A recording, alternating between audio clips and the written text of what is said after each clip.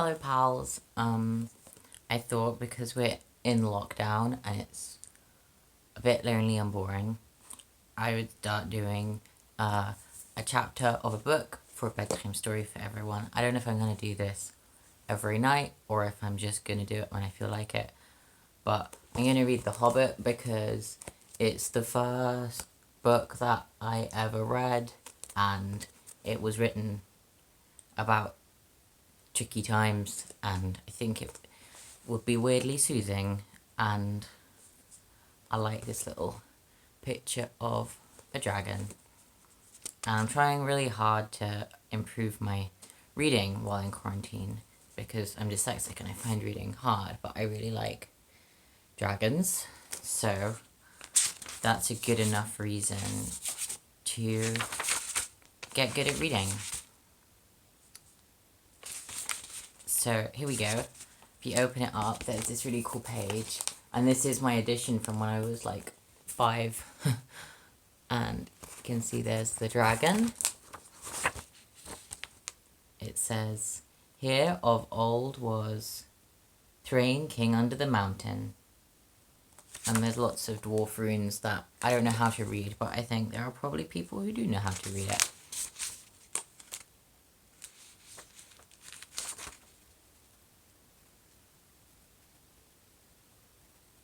Here we go. Chapter 1. An Unexpected Party. In a hole in the ground, there lived a hobbit.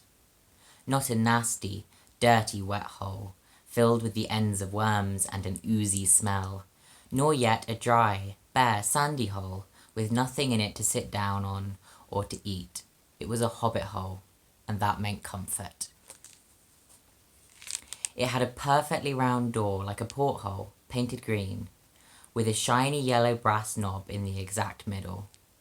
The door opened onto a tube-shaped hall like a tunnel, a very comfortable tunnel without smoke, with panelled walls and floors tiled and carpeted, provided with polished chairs and lots of pegs for hats and coats.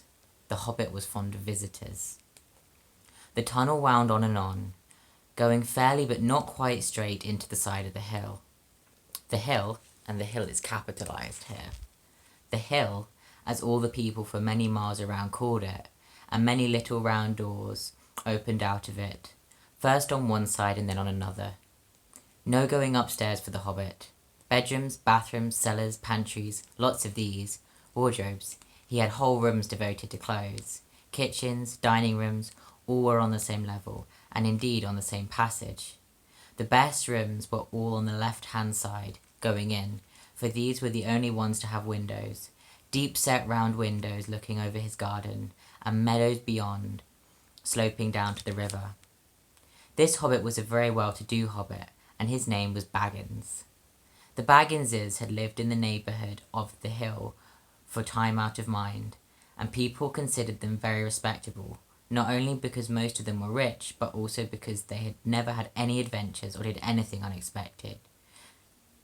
You could tell what a Baggins would say on any question without the bother of asking him. This is a story of how a Baggins had an adventure and found himself doing and saying things altogether unexpected. He may have lost his neighbour's respect, but he gained, well, you will see whether he gained anything in the end. The mother of our particular hobbit. What is a hobbit? I suppose hobbits need some description nowadays, since they have become rare and shy of the big people, and big people is capitalised too, as they call us. They are, or were, a little people, about half our height and smaller than the bearded dwarves. Hobbits have no beards. There is little or no magic about them, except the ordinary everyday sort, which helps them to disappear quietly and quickly when large stupid folk like you and me come blundering along, making a noise like elephants which they can hear a mile off. They are inclined to be fat in the stomach. They dress in bright colours, chiefly green and yellow, wear no shoes because their feet grow naturally leathery soles and thick warm brown hair like the stuff on their heads, which is curly, have long, clever brown fingers, good-natured faces, and laugh deep, fruity laughs, especially after dinner, which they have twice a day when they can get it. I feel like I very much relate to these hobbits. Now you know enough to go on with. As I was saying, the mother of this hobbit, of Bilbo Baggins that is, was the famous Belladonna Took. One of the 3 remarkable daughters of Old Took headed the hobbits who lived across the water. The small river that ran at the foot of the hill. It was often said, in other families, that long ago one of the Took ancestors must have taken a fairy wife. That was, of course, absurd, but certainly there was still something not entirely hobbit-like about them, and once in a while members of the Took clan would go and have adventures. They discreetly disappeared, and the family hushed it up, but the fact remained that the Tooks were not as respectable as the Bagginses, though they were undoubtedly richer. Now, the Belladonna Took... Oh, I got that wrong. Oops. Not that Belladonna Took ever had any adventures after she became Mrs. Bungo Baggins. Bungo, that was Bilbo's father, built the most luxurious hobbit hole for her, and partly with her money, that was to be found either under hill or over the hill or across the water, and there they remained to the end of their days. Still, it is probable that Bilbo, her only son, although he looked and behaved exactly like a second edition of his solid and comfortable father, got something a bit queer in his makeup from the Took side, something that only waited for a chance to come out. The chance never arrived until Bilbo Baggins was grown up, being about 50 years old or so, and living in the beautiful hobbit hole built by his father, which I have just described for you, until he had in fact apparently settled down immovably. Whoopsie, dropped the book. By some curious chance one morning long ago in the quiet of the world, when there was less noise and more green, and the hobbits were still numerous and prosperous, and Bilbo Baggins was standing at his door after breakfast smoking an enormous long wooden pipe that reached nearly down to his woolly toes, neatly brushed, Gandalf came by.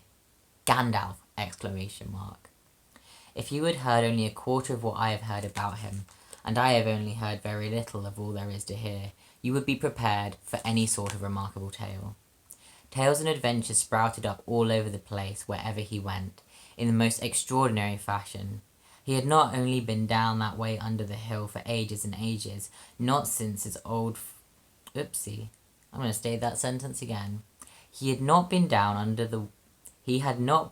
that way under the hill for ages and ages, not since his friend, the old Took, died, in fact, and the hobbits had almost forgotten what he looked like. He had been away over the hill and across the water on business of his own since they were all small hobbit boys and hobbit girls. All the unsuspecting Bilbo saw that morning was an old grey man with a staff. He had a tall pointed blue hat, a long grey cloak, a silver scarf over which his long white beard hung down below his waist, and immense black boots. "Good morning," said Bilbo, and he meant it. The sun was shining and the grass was green, but Gandalf looked at him from under long bushy eyebrows that stuck out further than the brim of his shady hat. Those eyebrows would be so long. I wish I had eyebrows as long as a wizard hat. "What do you mean?" he said. "Do you wish me a good morning, or mean that it is a morning... Do you wish me a good morning, or mean that it is a good morning whether I want it or not? Or that you feel good this morning, or that it is a morning to be good on?" Gosh.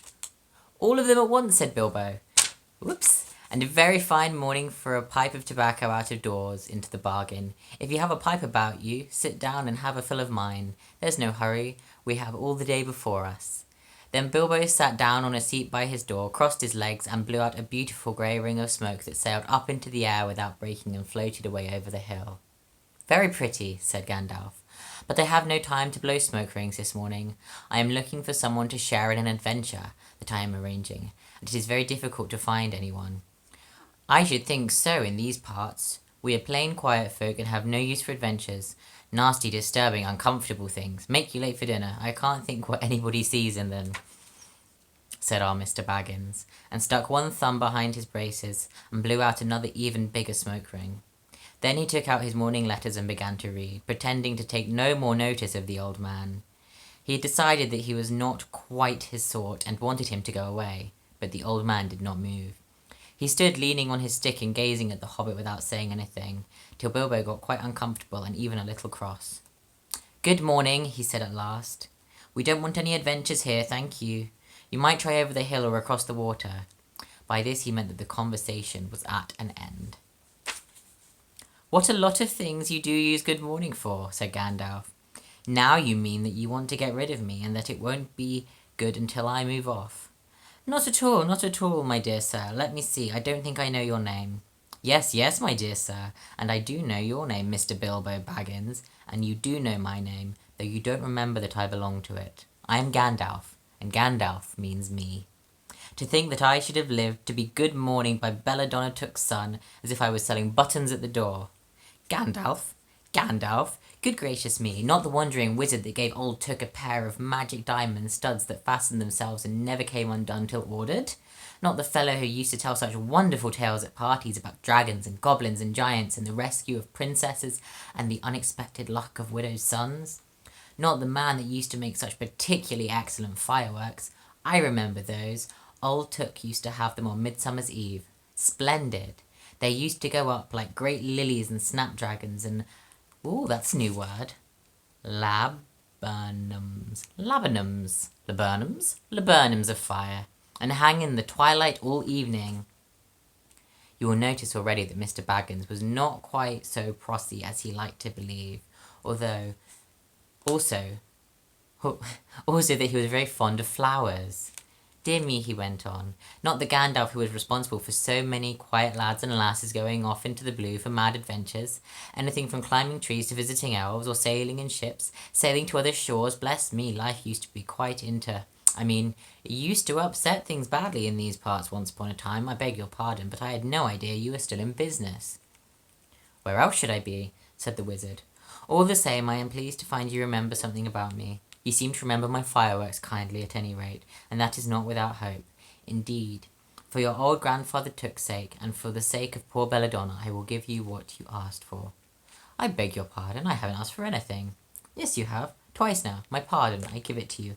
In fact, I will go so far as to send you on this adventure.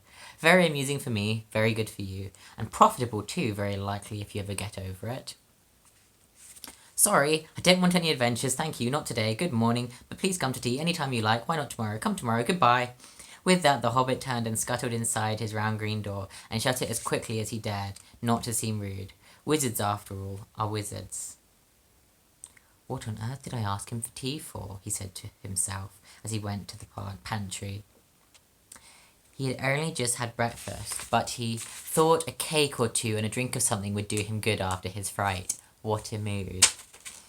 Gandalf, in the meantime, was still standing outside the door, and laughing long but quietly. After a while he stepped up, and with the spike of his staff scratched a queer sign on the hobbit's beautiful green front door. Then he strode away, just about the time when Bilbo was finishing his second cake and beginning to think that he had escaped adventures very well.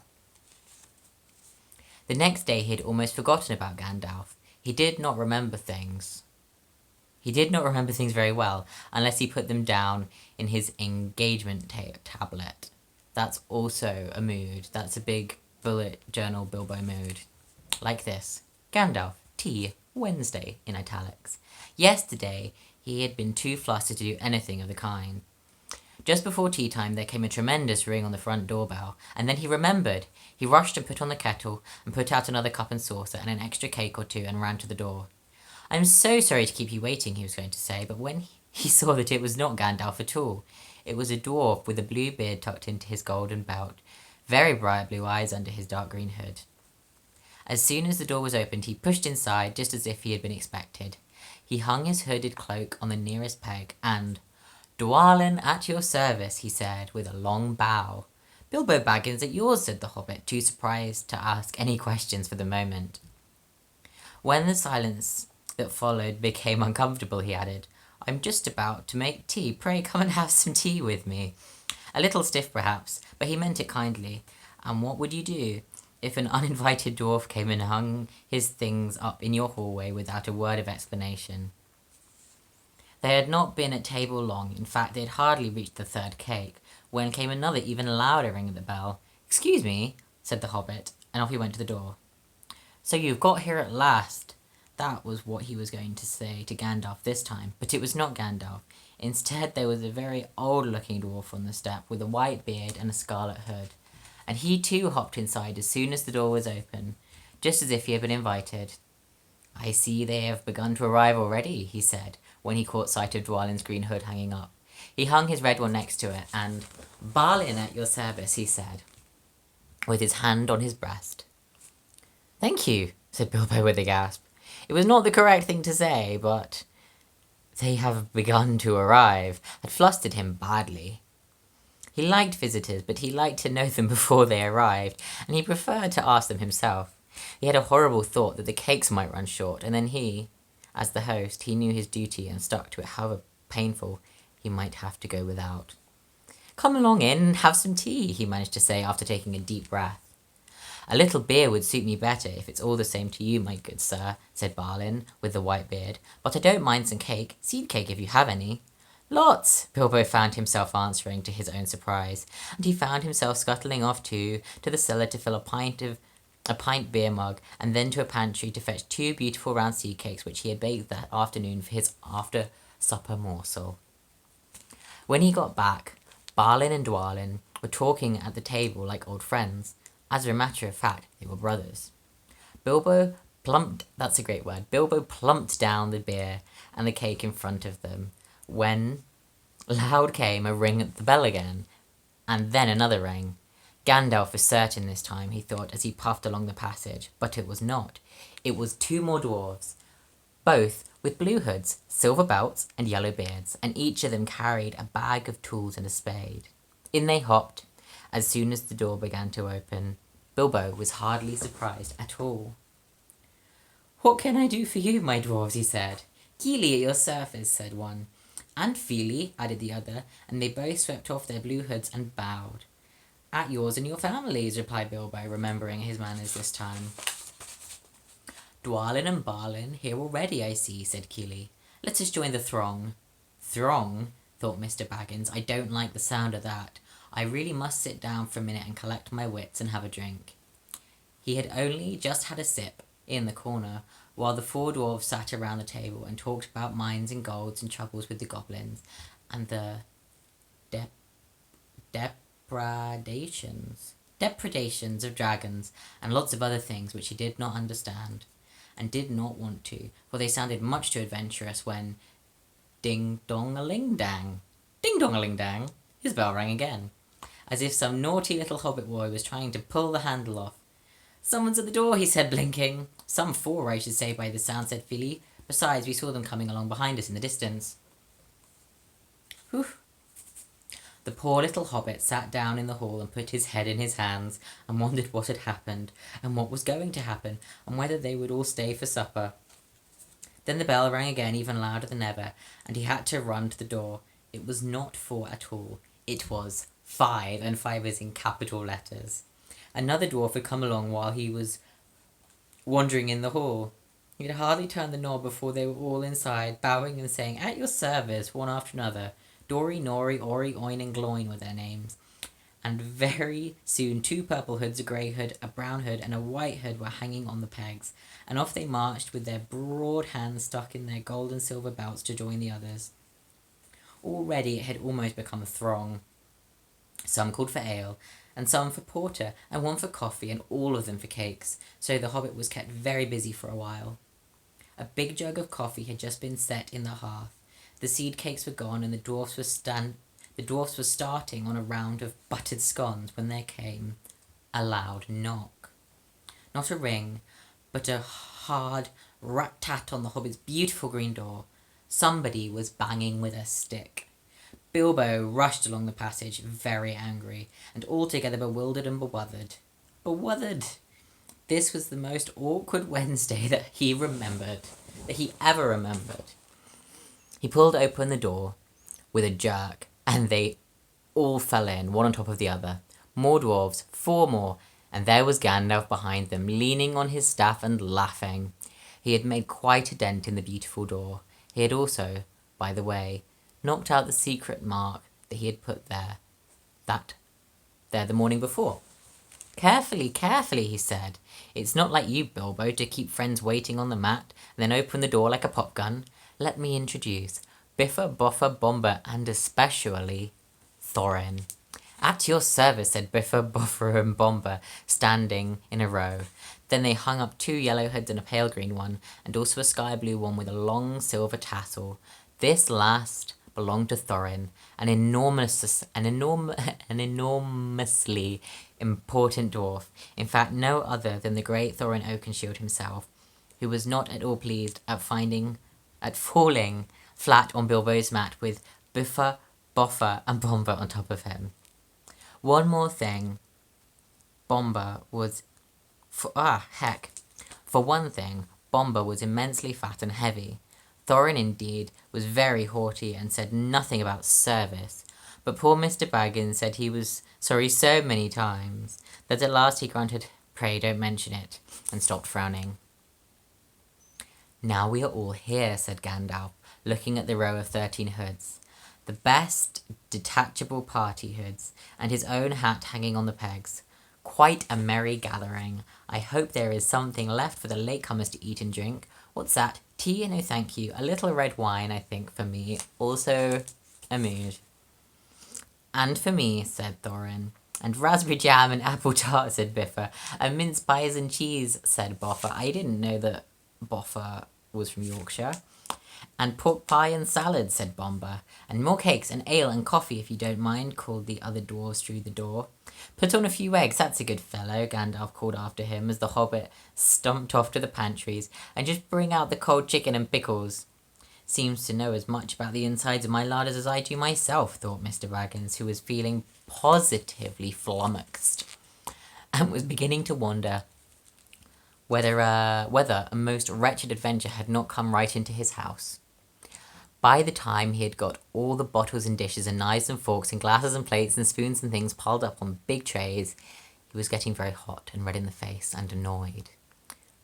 "Confusticate and be bother these dwarves," he said aloud. "Why don't they come and lend a hand?" Lo and behold, there stood Balin and Dwalin at the door of the kitchen, and Filly and Killy behind him, and before he could say knife, they had whisked the trays and a couple of small tables into the parlour, and set out everything afresh. Gandalf sat at the head of the party, and the 13 dwarves all around, and Bilbo sat on a stool at the fireside, nibbling at a biscuit. His appetite was quite taken away, and trying to look as if this was all perfectly ordinary and not in the least an adventure. The dwarves ate and ate and talked, and time got on. At last they pushed their chairs back, and Bilbo made a move to collect the plates and glasses. "I suppose you will all stay for supper?" he said in his politest, unpressing tones. "Of course," said Thorin, "and after. We shan't get through the business till late, and we must have some music first. Now to clear up." Thereupon the 12 dwarves, not Thorin, he was too important, and stayed talking to Gandalf, jumped to their feet, and made tall piles of all the things. Off they went, not waiting for trays, balancing columns of plates, each with a bottle on the top, with one hand, while the hobbit ran after them, almost squeaking with fright. "Please be careful, and please don't trouble, I can manage." But the dwarfs only started to sing. I'm not going to sing it, but I will read it with rhythm.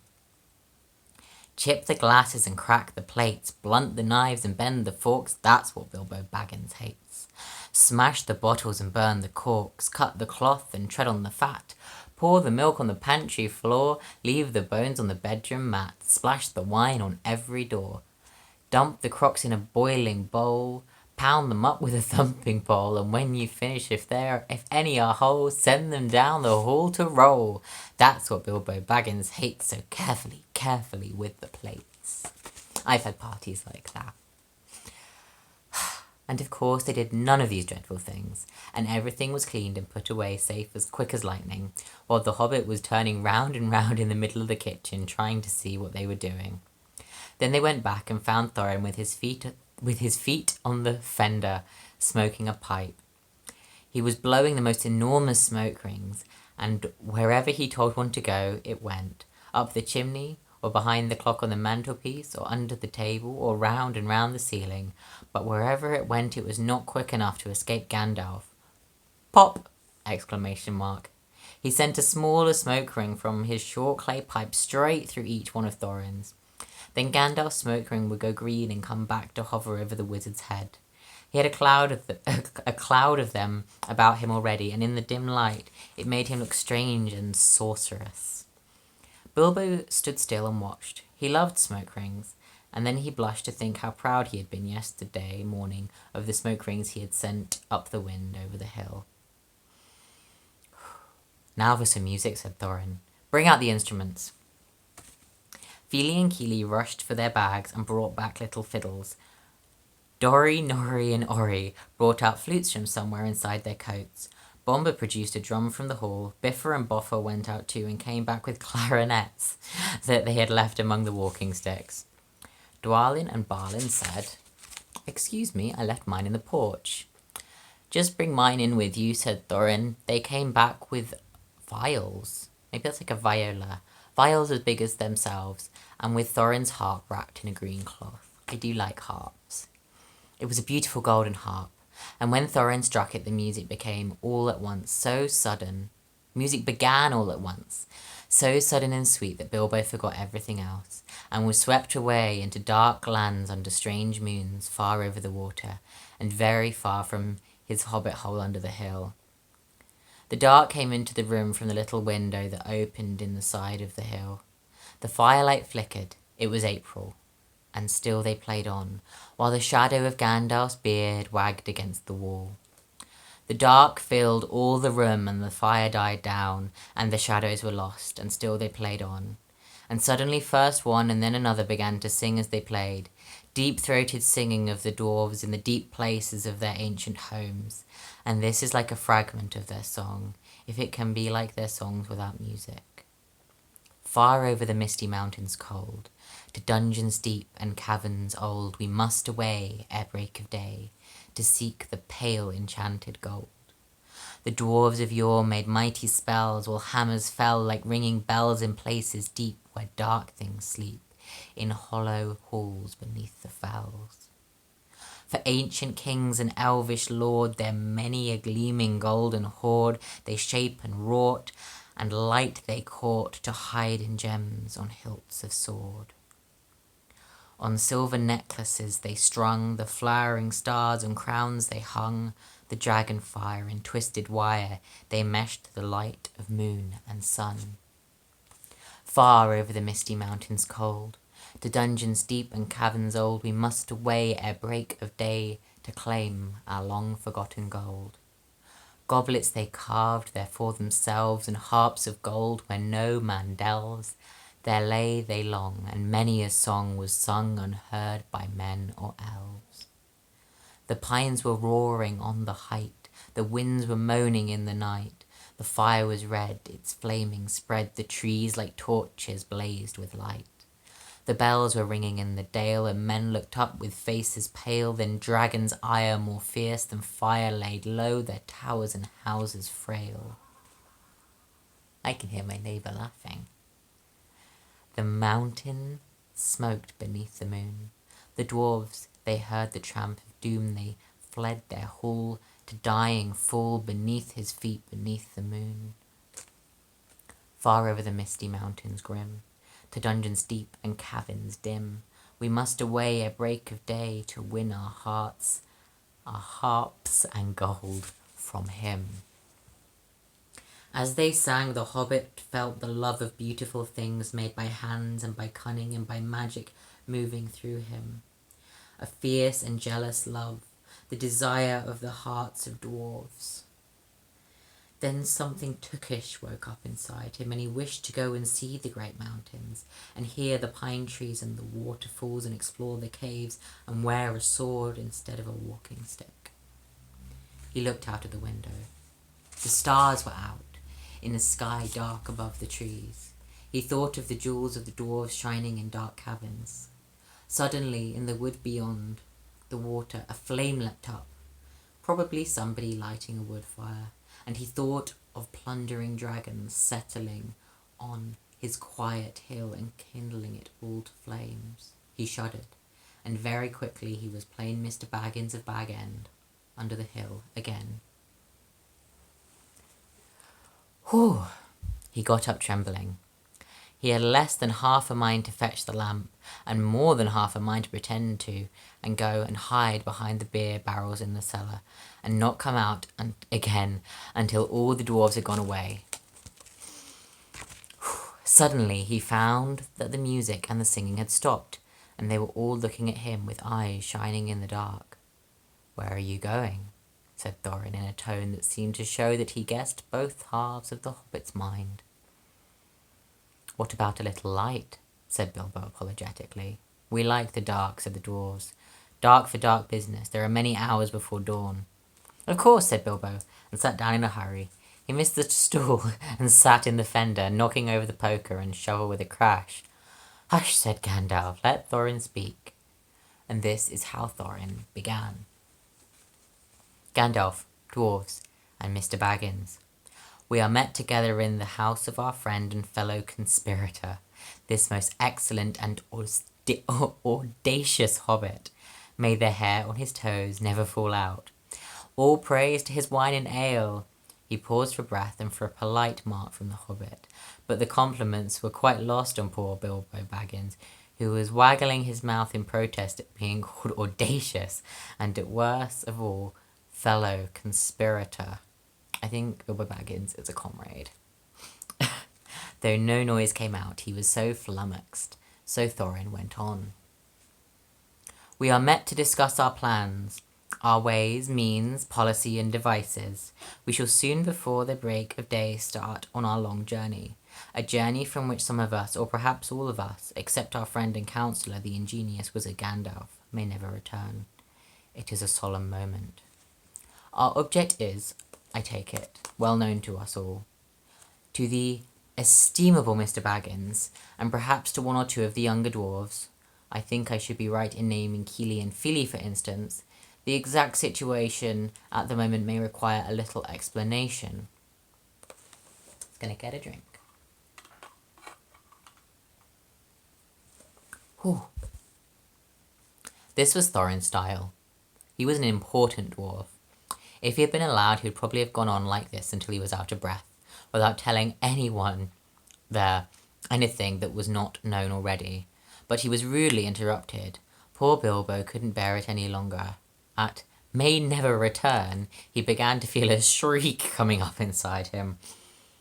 And very soon it burst out like the whistle of an engine coming out of a tunnel. All the dwarves sprang up, knocking over the table. Gandalf struck a blue light on the end of his magic staff, and in its firework glare the poor little hobbit could be seen kneeling on the hearthrug, shaking like a jelly that was melting. Then he fell flat on the floor and kept on calling out, "Struck by lightning! Struck by lightning!" over and over again, and that was all they could get out of him for a long time.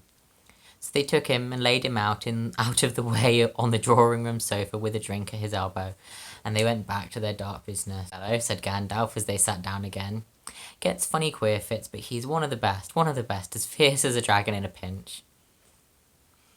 If you've ever seen a dragon in a pinch, you will realise that this was only poetical exaggeration applied to any hobbit. Even the old Took's great-granduncle, Bullroarer, who was so huge, for a hobbit, that he could ride a horse.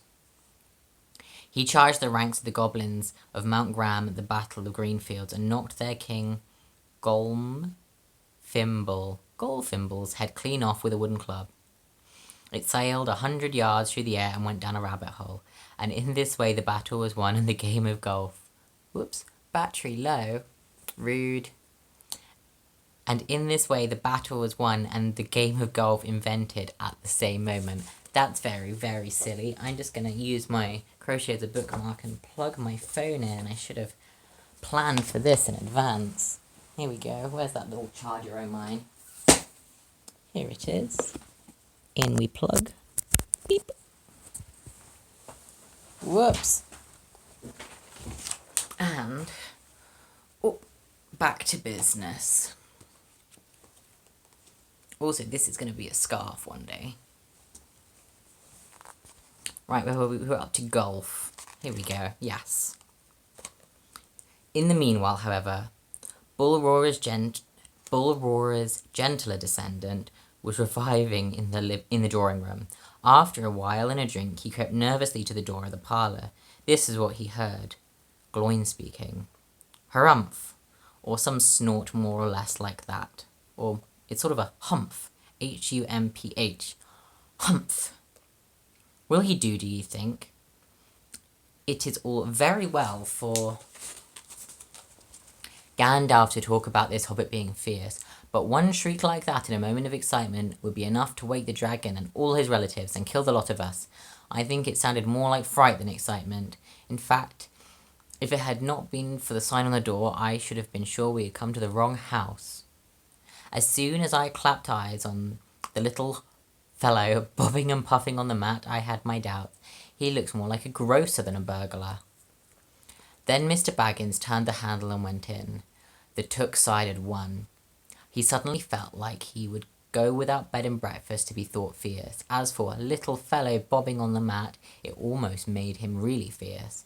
Many a time afterwards the Baggins part regretted what he did now, and he said to himself, Bilbo, you were a fool. You walked right in and put your foot in it. Pardon me, he said, if I have overheard words that you were saying. I don't pretend to understand what you are talking about, or your reference to burglars, but I think I am right in believing, this is what he called being on his dignity, that you think I am no good. I will show you. I have no signs on my door.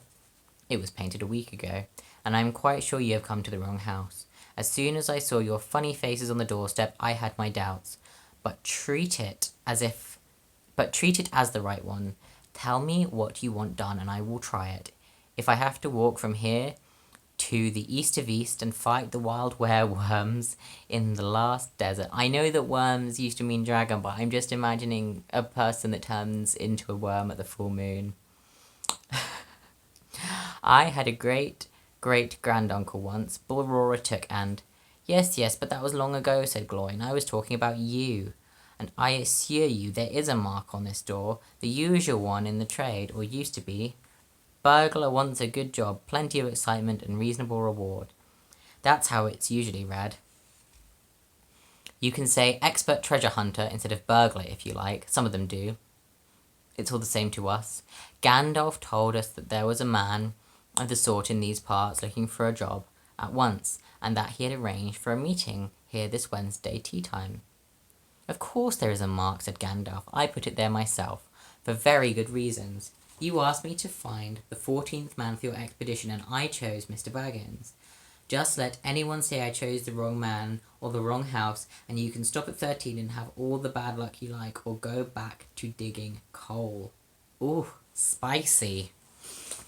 He scowled so angrily at Gloin that the dwarf huddled back in his chair, and when Bilbo tried to open his mouth to ask a question, he turned and frowned at him and stuck out his bushy eyebrows, till Bilbo shut his mouth tight with a snap. That's right, said Gandalf. Let's have no more argument. I have chosen Mr. Baggins, and that ought to be enough for all of you. If I say he's a burglar he is, or will be when the time comes. There is a lot more of him than you guess, and a deal more than he has any idea of himself. You may, possibly, all live to thank me yet. Now, Bilbo, my boy, fetch the lamp, and let's have a little light on this. On the table, in the light of a big lamp with a red shade, he spread a piece of parchment, rather like a map. This was made by Thror, your grandfather, Thorin. That's a tongue twister, he said, in answer to the dwarf's excited questions. It's a plan of the mountains. I don't see that this will help us much, said Thorin disappointedly after a glance. I remember the mountain well enough, and the lands about it, and I know where Mirkwood is, and the withered heath, where the great dragons breed. Where the great dragons bred? There is a dragon marked in red on the mountain, said Balin, but it will be easy enough to find him without that if we ever arrive there. There is one point that you haven't noticed, said the wizard, and that is the secret entrance. You see that rune on the west side, and the hand pointing to it from the other runes? That marks a hidden passage to the lower halls. Look at the map at the beginning of this book, and you will see... Oh, this is straight to reader. Look at the map at the beginning of this book, and you will see the runes in red. My book's in black and white though, but I think those are these runes. Here they are. I think I'm gonna try and find like a key, like a translation key, and work out what it says. It may have been secret once, said Thorin, but how do we know that it's secret any longer? Old Smork has lived there long enough now to find out anything there is to know about those caves. Oh, there's a picture! I'll show you when I've read this page. He may, but he can't have used it for years and years. Why? Because it's too small. 5 feet high the door, and 3 may walk abreast, say the runes, but Small could not creep into a hole that size. Not even when he was a young dragon, certainly not after devouring so many of the dwarves and men of the Dale. It seems a great big hole to me, squeaked Bilbo, who had no experience of dragons and only of hobbit holes. He was getting excited and interested again, so that he forgot to keep his mouth shut. He loved maps, and in his hall there hung a large one of the country round, with all his favourite walks marked on it in red ink. Oh. How could such a large door be kept secret from everybody outside, apart from the dragon? He asked. He was only a little hobbit, you must remember. Oh yeah, because 50 years old isn't very old for a hobbit, I think. In lots of ways, said Gandalf. But in what way? What? In lots of ways, said Gandalf. But in what way this one has been hidden, we don't know without going to see. From what it says on the map, I should guess there is a closed door which has been made to look exactly like the side of the mountain. That is the usual dwarves' method. I think that is right, isn't it? Quite right, said Thorin. Also, went on Gandalf, I forgot to mention that with the map went a key, a small and curious key. Here it is, he said, and handed to Thorin a key with a long barrel and intricate wards made of silver. Wards? I wonder if wards are like the teeth of a key. Keep it safe. Indeed I will, said Thorin, and he fastened it upon a fine chain that hung about his neck and under his jacket. Now things began to look more hopeful. This news alters them much for the better.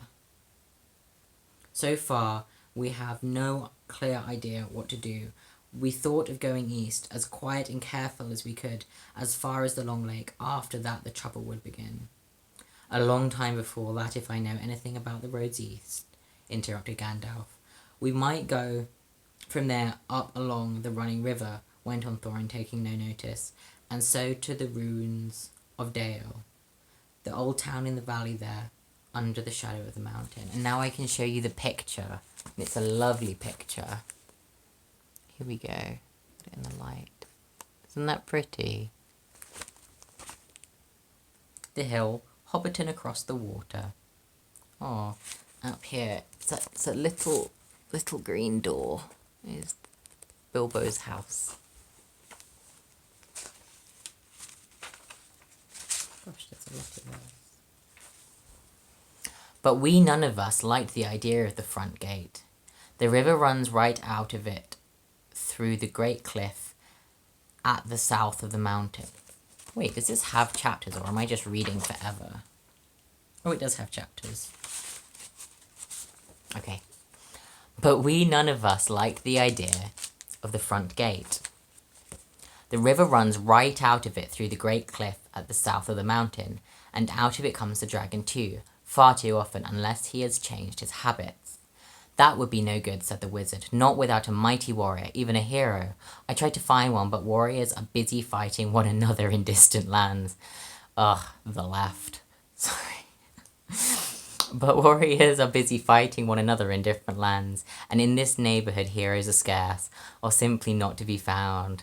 Swords in these parts are mostly blunt, and axes are used for trees, and shields as cradles or dish covers. And I like that, shields as cradles. A little baby in a shield, or covering up your stew. I haven't had dinner. I can hear the cat purring. I'm getting distracted. Dish covers and dragons are comfortably far off, and therefore legendary. This is why I settled on burglary, especially when I remembered the existence of a side door.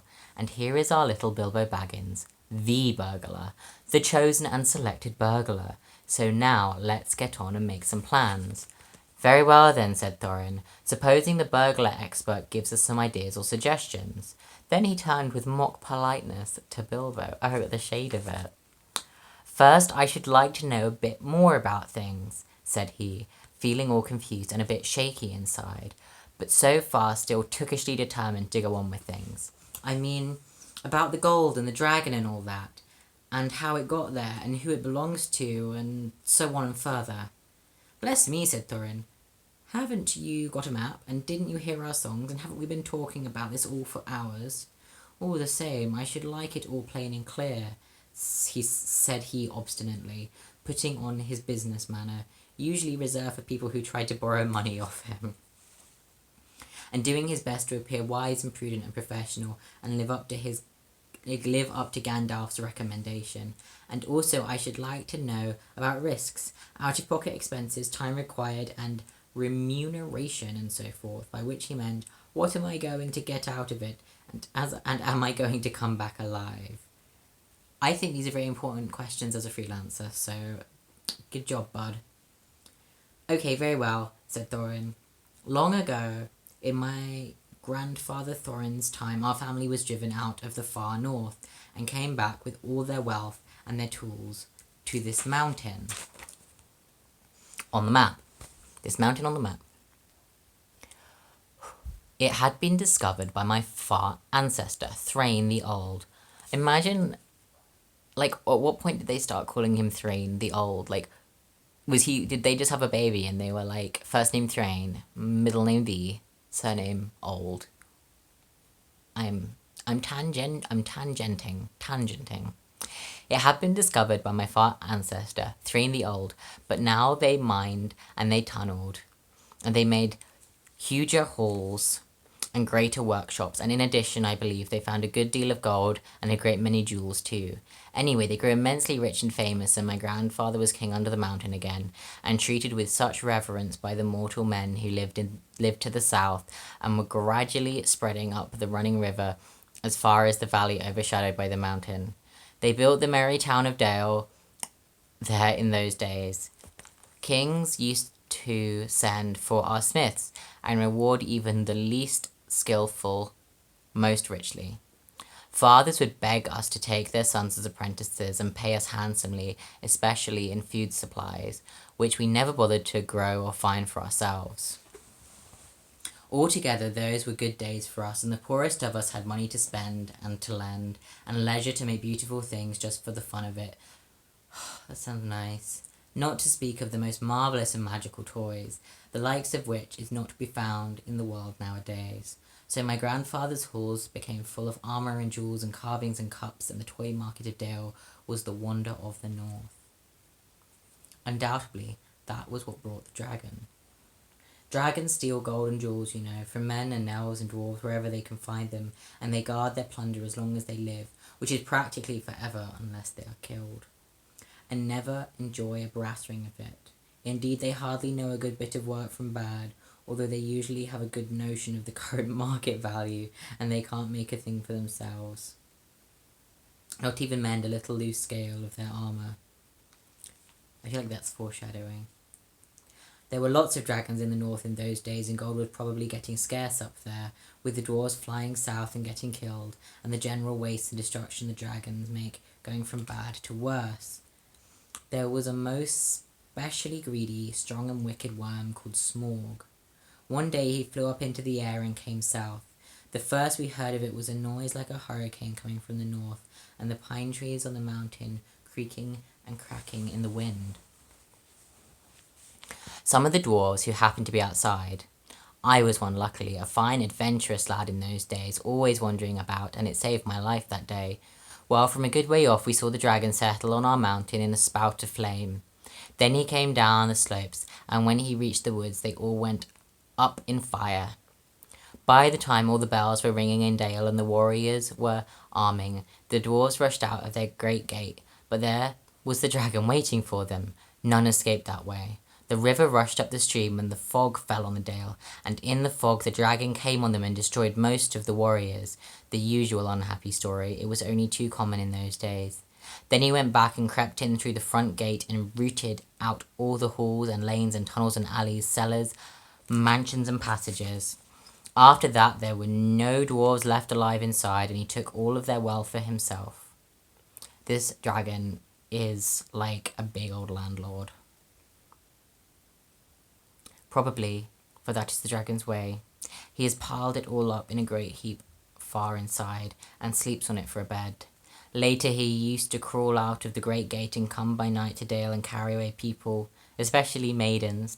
How does he tell that, like, if does maidens just mean young women, or does it mean, shall we say, unmarried women? Is he like, I'm curious about this dragon sense. Especially maidens to eat, until Dale was ruined and all the people dead or gone. What goes on there now, I don't know for certain, but I don't suppose anyone living nearer to the mountain than the far edge of the long lake nowadays. Oof. What am I sitting on? It's a pen! Oh, I turned on my computer somehow. Whoopsie. This is all speech. This is a long speech. The few of us that were well... Now I'm not surprised that they managed to turn this into 3 films. The few of us that were well outside sat and wept in hiding and cursed Smorg. And there we were unexpectedly joined by my father and my grandfather with singed beards. They looked very grim, but they said very little. When I asked how they had got away, they told me to hold my tongue and said that one day in the proper time I should know. I bet that is the side door. After that we went away, and we have had to earn our livings as best we could, up and down the lands, often enough sinking as low as blacksmith work or even coal mining. But we have never forgotten our stolen treasure, and even now when I will allow... we have a good bit laid by and are not so badly off. I feel like there's a comma missing there. Anyway, it's my editor brain going into gear. Here Thorin stroked the gold chain around his neck. We still mean to get it back and to bring our curses home to Smorg if we can. Yes, lad. I've often wondered about my father's and my grandfather's escape.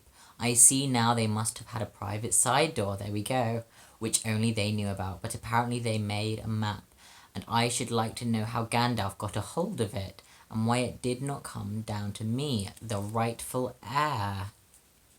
Whew. I did not get a hold of it. I was given it, said the wizard. Your grandfather, Thror, was killed, you remember?